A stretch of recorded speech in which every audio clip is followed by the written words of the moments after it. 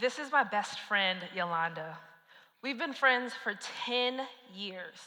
We've traveled the world, we've been through good, we've been through bad, and I love her a whole lot.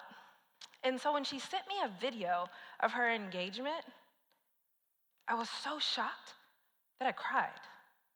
Not tears of happiness, but tears of sadness. Sadness for the husband and family I thought I would have at this point in my life. Sadness for being left behind with all my friends doing all these amazing things and feeling like, what's happening in my life?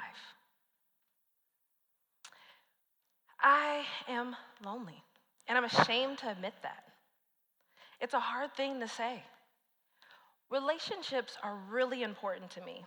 As an introvert, I get them through blood, sweat, and literal tears because it's so hard. And so to find them changing and having to mourn what they used to look like and what they should look like in the future was really hard. But you know what? I thought about it and I was like, well, I have a good job. I have money. I mean, I have all these things. This shouldn't be an issue. This should not be a thing for me.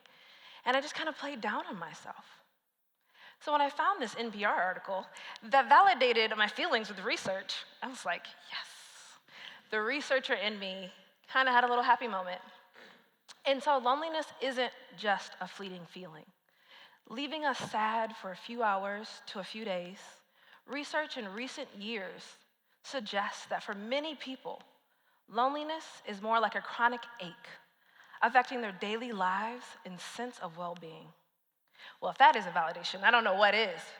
And so, daily lives, sense of well-being, that is so serious.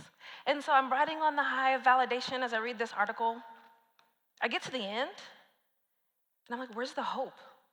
There's no hope at the end of this.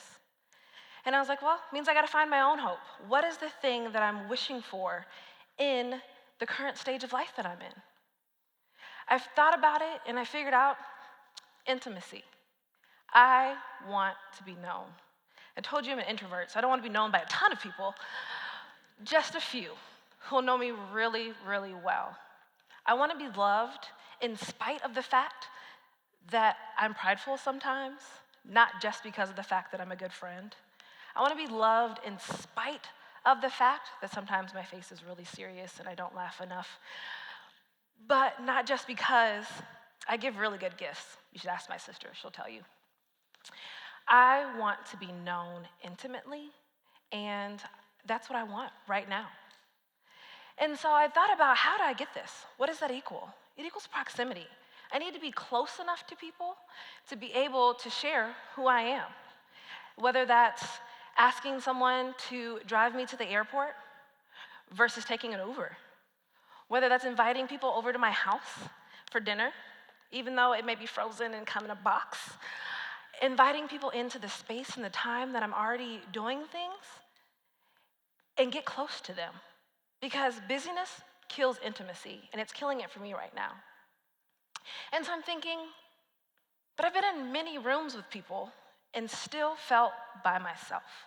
So something from this doesn't feel like something's missing. Open. I have to be open with who I am, the things that I want, my hopes, my desires. I have to be able to share that with someone else so that they know who I am. And so I was like, openness is great, but how do I do that? How do I get there? Bravery. Have to be brave. I have to be able to get past fears and doubts that I'm not good enough, that somebody isn't gonna like me, that my terrible jokes are really terrible, through the shame and the sadness, through my happiness and my joys. How do I let people in to who I am? I have to be brave. And so I know you didn't think you could get through this research from me without an equation. So here it is. What I realized in this equation, though, was that openness and bravery is the hard part. Probably all sitting here like, duh. But it took me a little while to figure that out as I tried some things and tried to look through my life and figure out how I was missing this intimacy, openness and bravery were the things that I just did not have and needed to look for. And so how can I be open with who I am and be brave in sharing that with others? And so I'm gonna start with you guys. This house, this perfect picture of a house, represents exactly where the world around me tells me I should be. A perfect house, a nice fence, a husband, 2.5 kids, a dog, I'm not a cat person, a minivan, scratch that, not a minivan, I'm sorry if you have a minivan, but who wants a minivan? Maybe an SUV, and my SUV would have my Star Wars family on the back of it. It tells me that that is what I should have. 10-year-old Brittany knew that's where 30-something Brittany would be. And I'm not. But you know what? I want intimacy, and I want it now. I don't want to have to wait for a magical husband to come and give that to me. I don't want to wait for kids and a family and all of these other things to give that to me.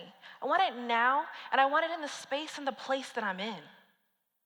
And so let me share a little bit about a journey that I've been walking on in trying to get to a place of intimacy in my house. This talk was originally an article that I wrote. When I wrote the article, it originally started out as a journal entry. And in my journal, I'm writing, Yolanda just sent me this video, and I'm in tears. What is happening? Why am I crying?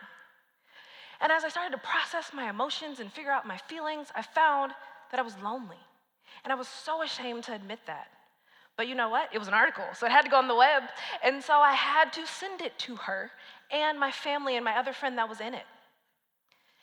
And so I got brave, and I wrote an email. I wrote an email that said, hey, I am a chicken. And hopefully you still love me after I tell you that in your happiest moment, I was really sad.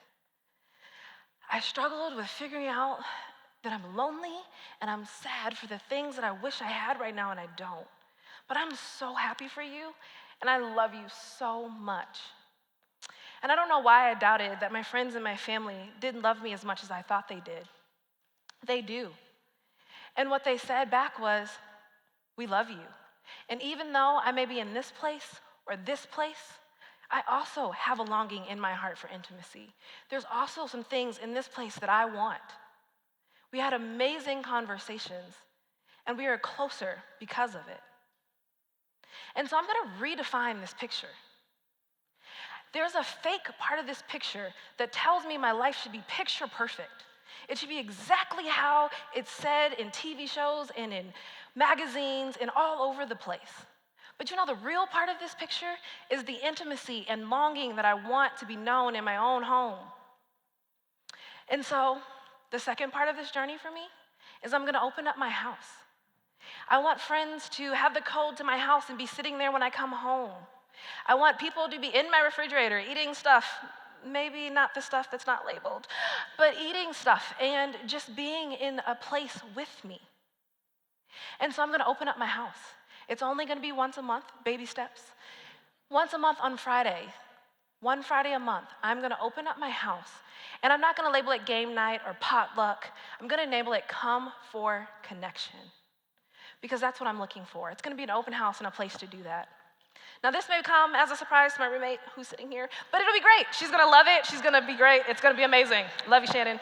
So that is what I want. And so what I'm saying is try it with me. You probably have been sitting here thinking, what's my picture? What is the picture perfect thing that everything around me tells me I should have right now? There's a fake part of that picture, and there's a real part to that picture. What is the thing you're longing for? What is your heart's desire? What do you want? Is this going to be an easy journey? No. It took, like I said, blood, sweat, and tears on my half to figure out my feelings. Will it be easy? No. Is there going to be some risk and a little bit of failure? Probably. But what I do know is it was worth the risk for me, and I hope you look inside and see if it's worth the risk for you. Because what I do know is we all were made for intimacy. You were made for intimacy, and so was I.